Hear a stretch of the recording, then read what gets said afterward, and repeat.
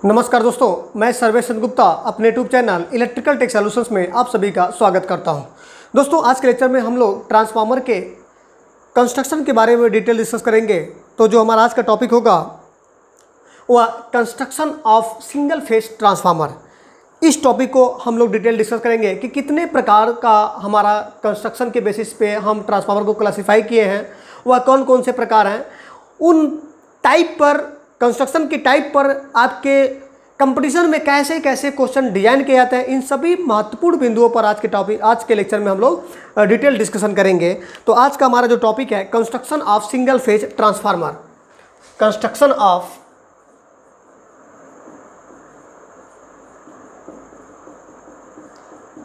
Construction of single phase transformer.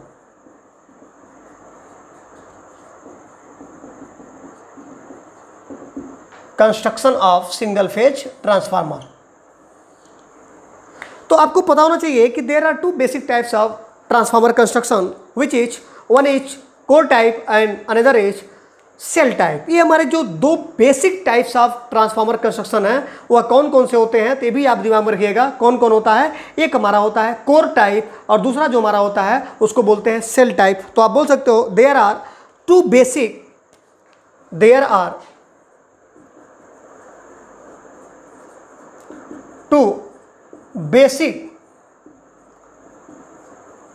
Types of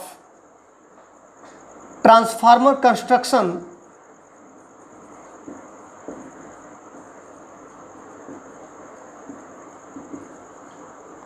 और वो हमारा क्या होता है, फर्स्ट जो हमारा होता है उसको बोलते हैं कोर टाइप और जो सेकेंड होता है उसको हम क्या बोलते हैं, सेल टाइप। यही हमारे basic types of transformer construction है। One is core type and another is shell type. अब इन्हीं दोनों को आज के लेक्चर में हम लोग डिटेल डिस्कस करेंगे। तो पहले मैं स्टार्ट करूंगा, जो हमारा टॉपिक होगा कोर टाइप ट्रांसफार्मर। तो फर्स्ट हम लोग डिस्कस जो करेंगे वो हमारा टॉपिक क्या होगा, core type transformer. Core type transformer, core type transformer. Core type transformer के यदि मैं कंस्ट्रक्शन के बारे में चर्चा करूं तो इसका कंस्ट्रक्शन कहीं ना कहीं इस प्रकार से होता है, जरा ध्यान दीजिएगा। अगर मैं कोर टाइप ट्रांसफार्मर के कंस्ट्रक्शन के बारे में चर्चा करूं तो इसका कंस्ट्रक्शन इस प्रकार से होता है।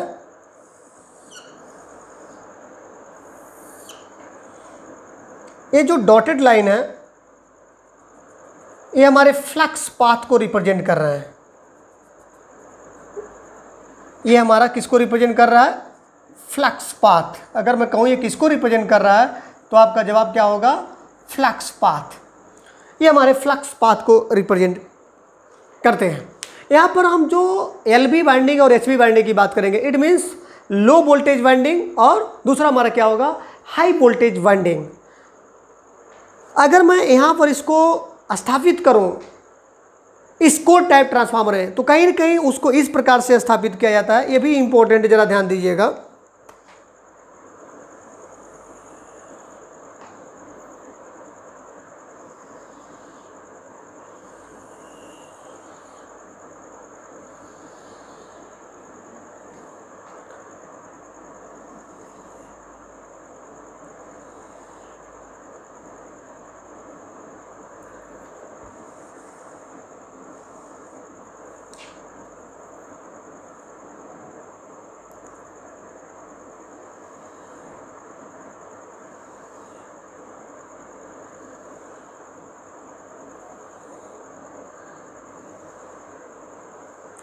इस प्रकार से हम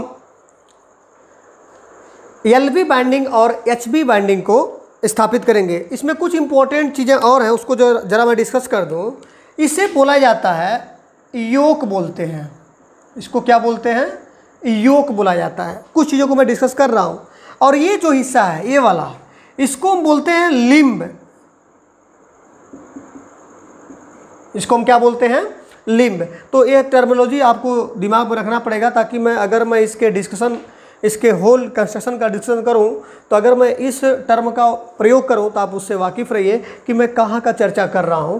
तो इसे आप क्या बोलते हो, योक बोलते हो। और ये हमारा जो वर्टिकल होता है इसको हम लिम्ब बोलते हैं। ये वाला वर्टिकल लिम्ब कहलाता है, ये हॉरिजॉन्टल वाली चीज़ है किसको बोलते हैं, हम उसको योक बोलते हैं। उसको हम क्या बोलते हैं, योक बोलते हैं। ये दो टर्मिनोलॉजी आपके लिए इंपॉर्टेंट है। अब जरा ध्यान दीजिएगा, यहाँ पर जो हम दो बाइंडिंग है, एक हमारा एलबी बाइंडिंग और दूसरा हमारा क्या है, एचबी बाइंडिंग। अब आपको डिपेंड करता है कि यहाँ से क्वेश्चन आपके बनते हैं कि कोर के सबसे जस्ट नियर कौन सा बाइंडिंग होता है कोर टाइप ट्रांसफार्मर में। तो ये भी आपका ऑब्जेक्टिव क्वेश्चन बन जाता है। तो ये जरा ध्यान दीजिएगा, इस तरह से एलबी और एचबी बाइंडिंग इस पर स्थापित होते हैं।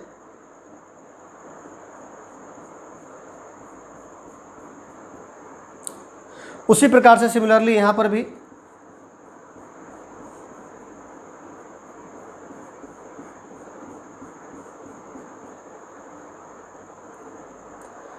अब ये जो ब्लू कलर से मैंने आपको जो भी इंडिकेट कराया है, यह एलबी वाइंडिंग को रिप्रेजेंट कर रहा है। इट मीन्स अगर मैं कहूँ कि यह और ये किसको रिप्रेजेंट कर रहे हैं, तो ये हमारे कैसे हैं, ये हमारे लो वोल्टेज वाइंडिंग को रिप्रेजेंट करते हैं। एलबी वाइंडिंग, इसको मैं क्या बोल रहा हूँ, लो वोल्टेज वाइंडिंग। ये हमारा क्या है, low voltage winding, low voltage winding. वहीं अब अगर मैं इसकी चर्चा करूँ, यहाँ पर इसके जस्ट बाद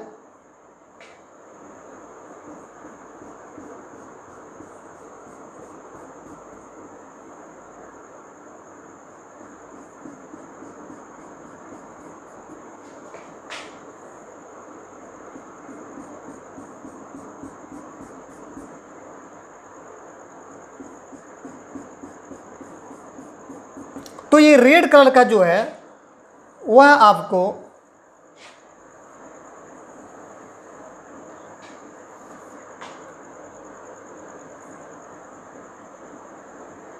एचबी बाइंडिंग को इंडिकेट करेगा।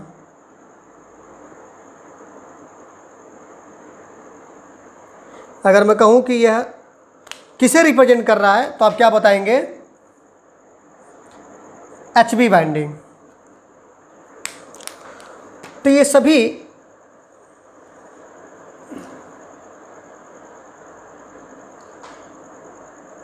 ये हमारा HB binding, high voltage binding को रिप्रेजेंट करा रहा है,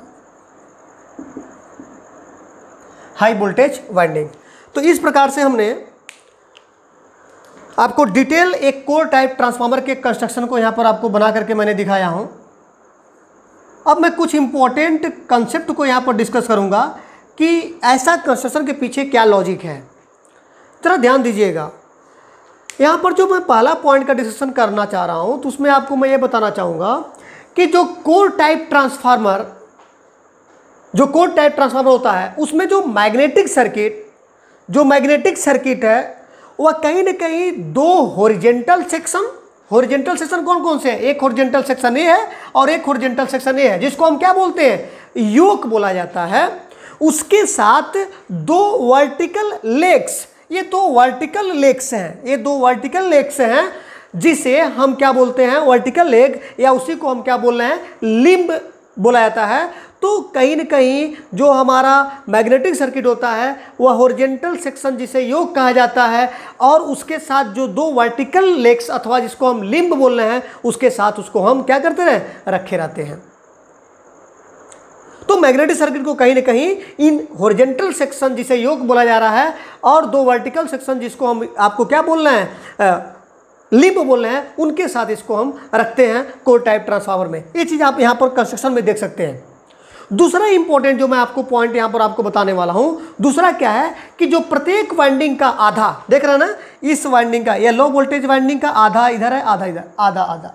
इट मीन्स कहीं ना कहीं यहाँ हाफ की मैं बात कर रहा हूँ प्रत्येक वाइंडिंग का, क्योंकि देख रहे हैं कि एलबी का आधा दोनों तरफ है। तो मैं एक इंपॉर्टेंट पॉइंट आपको क्या बता रहा हूँ कि प्रत्येक वाइंडिंग का हाफ हिस्सा, आधा कहाँ पर होता है? कोर के प्रत्येक लेग पर रखा जाता है। एक कोर के प्रत्येक लेग पर रखा जाता है। देख रहे हैं LB का आधा इधर है, LB का आधा इधर है। तो कहीं न कहीं जो हमने दूसरा पॉइंट को आपको मैं डिस्कस कर रहा हूँ कि प्रत्येक वाइंडिंग का आधा, it means half of winding, किसका? प्रत्येक वाइंडिंग का आधा कोर के प्रत्येक लेग पर रखा जाता है, जिससे क्या एडवांटेज होगा? यह इंपॉर्टेंट क्वेश्चन बनता है, जिससे लीकेज फ्लक्स को मिनिमाइज किया जाता है। जरा ध्यान दीजिएगा, यह मैंने क्या बोला कि यह जो आपका हाफ ऑफ वाइंडिंग को जो प्रत्येक लेग पर हम स्थापित कर रहे हैं, इसका क्या एडवांटेज है? अगर ऐसा क्वेश्चन आपका बनता है तो आप उसका तुरंत जवाब दीजिएगा। इसका आंसर यह होगा कि इसको ऐसा हम डिजाइनिंग इस वजह से करते हैं ताकि हमारा लीकेज फ्लक्स क्या हो जाए? लीकेज प्लस, एक फ्लक्स हमारा लिंकेज होता है और एक फ्लक्स हमारा लीकेज होता है। लिंकेज किसको बोला जाता है? वह फ्लक्स जो कोर को मैग्नेटाइज करने का काम करता है, वह हमारा या कोर को लिंक करता है, टोटली उसको मैग्नेटाइज करने का काम करता है, उसको हम लोग लिंकेज फ्लक्स कहते हैं। और एक फ्लक्स जो हमारा बेवजह बेमतलब एयर में चला जाता है या जो कोर को मैग्नेटाइज करने का काम नहीं करता है, उसका मैग्नेटाइजेशन में कोई रोल नहीं होता है, ऐसे फ्लक्स को हम क्या बोलते हैं? लीकेज फ्लक्स बोलते हैं। यह हम कोशिश करते हैं कि यह कम से कम हो। तो यह जो हम डिजाइनिंग किए हुए हैं कि जो प्रत्येक वाइंडिंग का आधा हिस्सा कोर के प्रत्येक लेग पर रख रहे हैं, इसका क्या एडवांटेज है? इससे हमारा लीकेज फ्लक्स क्या हो जाता है? मिनिमाइज हो जाता है। इससे हमारा क्या होगा? लीकेज फ्लक्स हमारा क्या हो जाता है? मिनिमाइज हो जाता है। इंपॉर्टेंट तीसरा इंपॉर्टेंट पॉइंट यहां पर आप क्या देखोगे कंस्ट्रक्शन में कि जो लो वोल्टेज वाइंडिंग यहां पर है, वह कोर के जस्ट बाद प्लेस्ड होता है। कहां पर होता है? यह जो लो वोल्टेज वाइंडिंग है वह कोर के जस्ट बाद क्या होता है? प्लेस्ड होता है। और high voltage winding low voltage winding के अराउंड प्लेस्ड होता है। मैंने क्या बोला कि यह जो लो वोल्टेज वाइंडिंग है वह कोर के जस्ट बाद प्लेस्ड होता है और high voltage winding low voltage winding के अराउंड प्लेस्ड होता है। ऐसा करने से भी आपको एक एडवांटेज मिलता है। ऐसा करने से क्या आपको लाभ मिलेगा? ऐसा करने से इंसुलेटिंग मटेरियल की रिक्वायरमेंट हमारी कम हो जाती है। ऐसा करने से इंसुलेटिंग मटेरियल की रिक्वायरमेंट क्या हो जाती है? कम हो जाती है। तो ये भी हमारा कंपटीशन पॉइंट ऑफ व्यू से बहुत ही इंपॉर्टेंट क्वेश्चन बनता है कि आप जो लो वोल्टेज वाइंडिंग को कोर के जस्ट बाद और हाई वोल्टेज वाइंडिंग को लो वोल्टेज वाइंडिंग के अराउंड क्यों प्लेस करते हो? तो आपका जवाब क्या होगा? ऐसा करने से हमारा इंसुलेटिंग मटेरियल की जो रिक्वायरमेंट होगी वह रिड्यूस हो जाती है, कम हो जाती है। चौथा जो इंपॉर्टेंट पॉइंट यहां पर आपको मैं डिस्कस करने वाला हूं इस कंस्ट्रक्शन से, वो हमारा यह है कि यह जो दो वाइंडिंग यहां पर आप देख रहे हैं ना, कौन कौन? LB और HB। यह जो दो वाइंडिंग वह कैसा आपको देखने में लग रहा है? कंसेंट्रिक कॉइल की तरह दिख रहे हैं। मैंने क्या बोला? Concentric coil. यह कंसेंट्रिक कॉइल की तरह दिख रहा है या उसी प्रकार से अरेंज हो रहा है। इसीलिए हम इस वाइंडिंग को हम क्या बोलते हैं? कंसेंट्रिक वाइंडिंग बोलते हैं। इस वाइंडिंग को हम क्या बोलते हैं? यह कैसा प्रतीत हो रहा है? कंसेंट्रिक। जरा ध्यान दीजिएगा, कंसेंट्रिक कॉइल की तरह आपको यह प्रतीत हो रहा है। कैसा प्रतीत हो रहा है? Concentric coil. अब यह कंसेंट्रिक कॉइल की तरह अरेंज हो रहा है। यहाँ पर अरेंजमेंट जो है उसका कंसेंट्रिक कॉइल की तरह है। इसीलिए हम इस वाइंडिंग को क्या बोलते हैं? इस वाइंडिंग को कंसेंट्रिक वाइंडिंग अथवा सिलेंड्रिकल वाइंडिंग कहा जाता है। क्या बोलते हैं? Concentric, important point, concentric winding, या इसी को क्या बोलते हो? Cylindrical.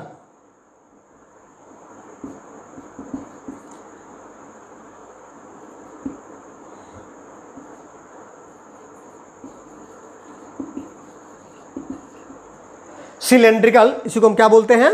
Cylindrical.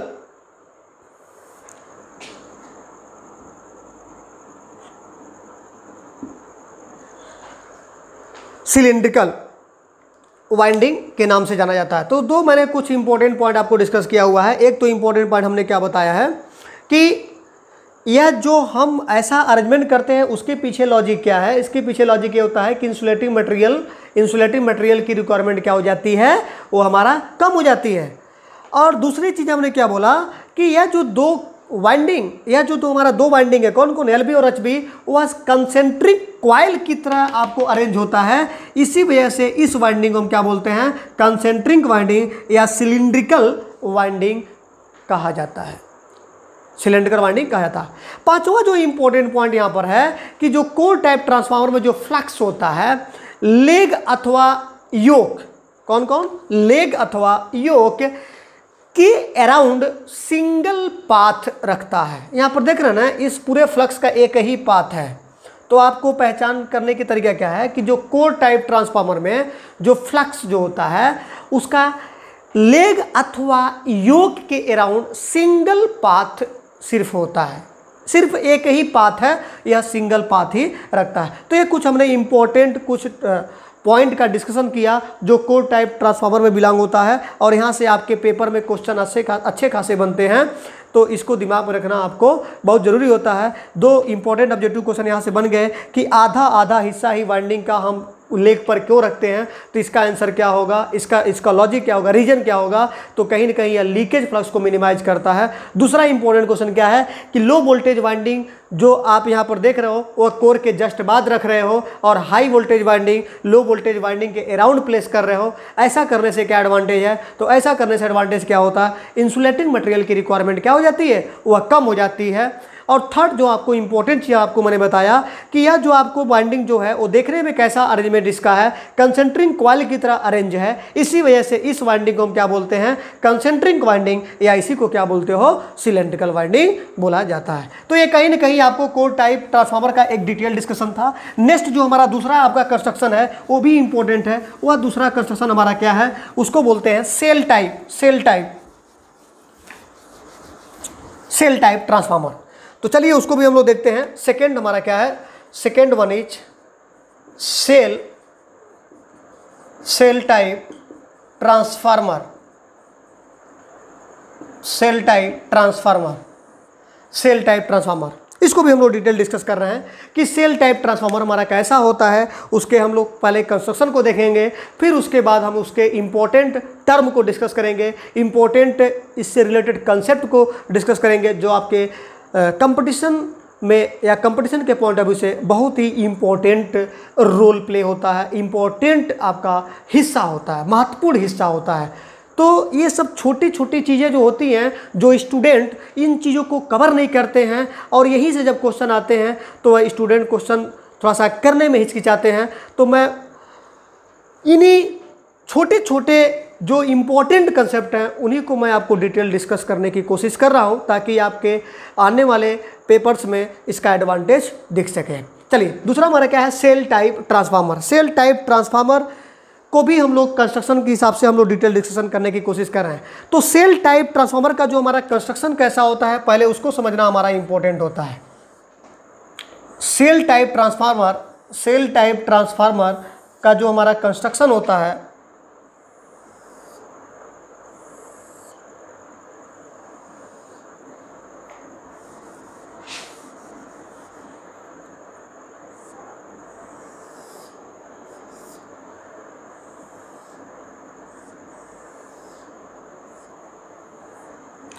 Cell type transformer, वहाँ पर आप देख रहे थे फ्लक्स का सिर्फ एक ही पाथ था, लेकिन यहाँ पर हमारा फ्लक्स का एक ही पाथ नहीं होता है। यहाँ पर हमारा फ्लक्स का क्या होता है, यहाँ पर फ्लक्स के दो पाथ होते हैं।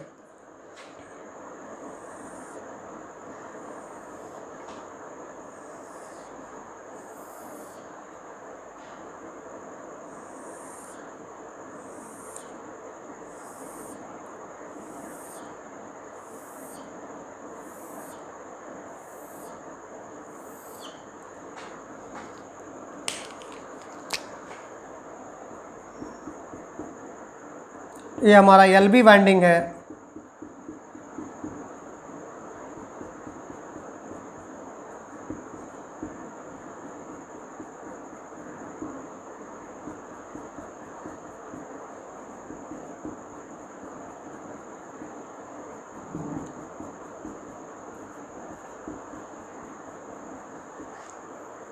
ये जो मैं ब्लू कलर से रिप्रेजेंट कर रहा हूँ ये हमारा LB वाइंडिंग को रिप्रेजेंट कर रहा है। और दूसरा जो मैंने आपको ब्लैंक छोड़ा हुआ है ये हमारा किस वाइंडिंग को रिप्रेजेंट कर रहा है, HV winding, high voltage winding, HV winding.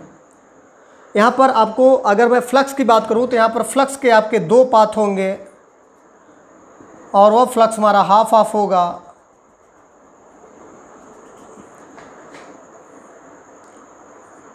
यह फ्लक्स 5/2 होगा और ये भी फ्लक्स हमारा क्या होगा, हाफ होगा।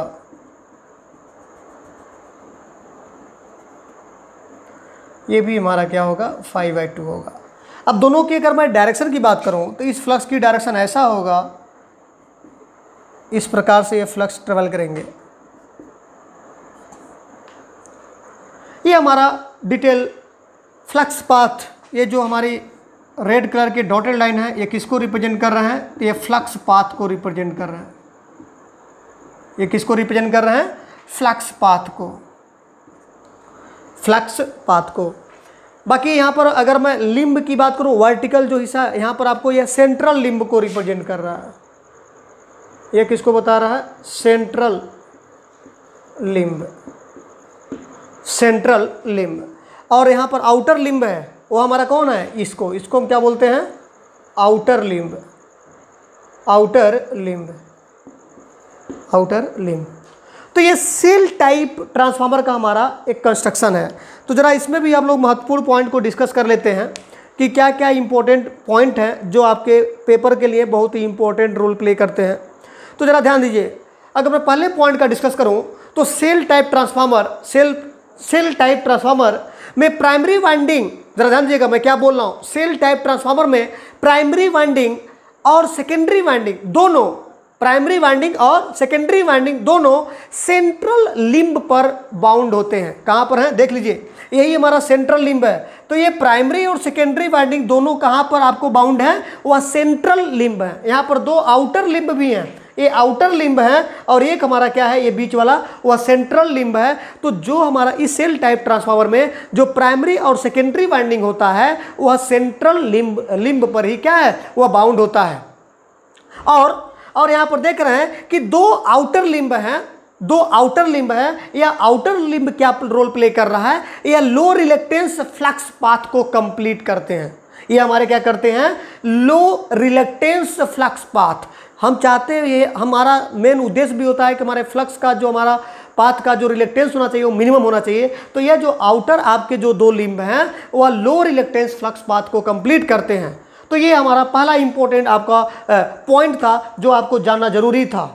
दूसरा इंपॉर्टेंट पॉइंट क्या है यहाँ पर कि प्रत्येक वाइंडिंग सेक्शन में सब डिवाइड हो रहा है। आप देख रहे हो कि प्रत्येक वाइंडिंग सेक्शन में क्या हो रहा है, सब डिवाइड हो रहा है। एलबी को देखिए प्रत्येक सेक्शन में डिवाइड है, एचबी को देखिए प्रत्येक सेक्शन में डिवाइड है। तो दूसरा इंपॉर्टेंट पॉइंट क्या होता है कि सेल टाइप ट्रांसफार्मर में जो हमारा प्रत्येक वाइंडिंग जो होता है वह सेक्शंस में सब डिवाइडेड होता है। सेक्शंस में क्या होता है, वह सब डिवाइडेड होता है। अगर मैं तीसरी इंपॉर्टेंट पॉइंट के बारे में चर्चा करूं तो यहां पर यह बोल सकते हो कि लो वोल्टेज वाइंडिंग और हाई वोल्टेज, या सॉरी लो वोल्टेज सेक्शन को बोल दो, वाइंडिंग ही है। लो वोल्टेज सेक्शन और हाई वोल्टेज सेक्शन ये हमारे कैसे होते हैं, अल्टरनेट करके देखिए, एलबी के बाद एचबी, एचबी के बाद एलबी, एलबी के बाद एचबी, इसी को बोल रहा हूं मैं अल्टरनेटली। इट मीन्स बोल सकते हो कि लो वोल्टेज वाइंडिंग या लो वोल्टेज और हाई वोल्टेज सब सेक्शन वो हमारे क्या होते हैं, अल्टरनेटली होते हैं। कहाँ पर, वह सैंडविच के फॉर्म में पुट होते हैं। यहाँ पर मोस्ट इंपॉर्टेंट कि यहाँ पर जो एलबी और एचबी का सब सेक्शन है, it means LB low voltage और हाई वोल्टेज का जो सब सेक्शन होता है वह अल्टरनेट करके वह हमारा क्या होता है, सैंडविच के फॉर्म में पुट होता है। देखिए सैंडविच के फॉर्म में क्या है, यह पुट होता है। इसीलिए इस वाइंडिंग को हम क्या बोलते हैं, सैंडविच अथवा डिस्क वाइंडिंग कहा जाता है। तो यहाँ पर आप देख रहे हो इंपॉर्टेंट क्या है, यह हमारा सैंडविच के फॉर्म में है, यह हमारा क्या है, सैंडविच के फॉर्म में होता है। इसीलिए इस वाइंडिंग को हम क्या बोलते हैं, सैंडविच वाइंडिंग भी बोलते हैं, या इसी को डिस्क वाइंडिंग कहा जाता है। इसको हम क्या बोलते हैं, सैंडविच वाइंडिंग, या अथवा इसको हम क्या बोल सकते हो, डिस्क वाइंडिंग।